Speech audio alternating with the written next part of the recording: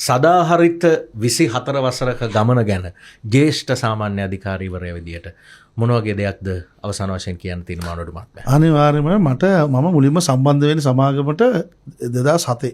ඒතකොට මේ සමාගමට අවුරුදු 5යි. එතකොට මම එනකොට තිබුණේ බ්‍රාන්චස් 5යි. නුවර තිබුණා, කොළඹ තිබුණා, හොරණ තිබුණා, පිළියන්දල තිබුණා, ඊට අමතරව බදුල්ලේ තිබුණා. ඔච්චරයි තිබුණා. හැබැයි අද අපේ ශාඛා යුනිට් 60කට ආසන්න ප්‍රමාණයක් තියෙනවා. එතකොට අද 1500කට පිරිසක් කියනවා. ඉතින් මේ සමාගමේ එදා අපි එන කාලේ තේක්ක තමයි ආයෝජන සැලසුමක් තිබුණේ. සමහරට තේක්ක පොඩි පැල තමයි පෙන්වන්නේ. ඉතින් අද ගිහිලා බලන්න ආසයි ගස් ලක්ෂ මිලියන ගාණක් වවලා ඒ කැල හැදිලා එදා අපි කියපු සමහරට එදා විකුණනකොට අපි සේල්ස් කරනකොට අපිට සේල්ස් කරන්න තිබුණේ පෙන්වන්න සමාගමේ අවුරුදු 5ක හිස්ටරි එකක්.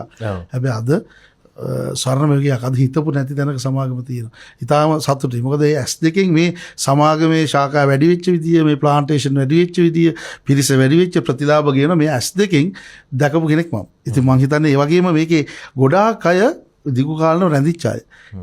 අති සාර්ථකත්වයෙන් ඇවිල්ලා. මොකද ඒ අය ඉතින් දැක්කම සතුටුයි මේ සදාහරිතයේ එක්ක දිගු කාලෙම හිටපු කෙනෙක් අද හොඳ තැනක ඉන්නවා. ඒ වගේම අර ඉස්සෙල්ලා අධ්‍යක්ෂතුමා එක දෙයක් කිව්වා. මේකේ අපි රැකියාවකට එහා ගිහිල්ලා සබාද උස්ම ගන්න දේවල්.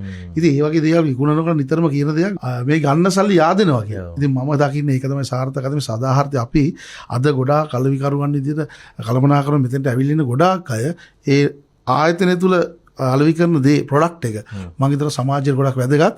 ගොඩක් අයට අවස්ථා හදලා තියෙනවා. ඒකත් එක්ක මම හිතන සාර්ථකත්වයට ඇවිල්ලා තියෙනවා. හරි සතුටුයි.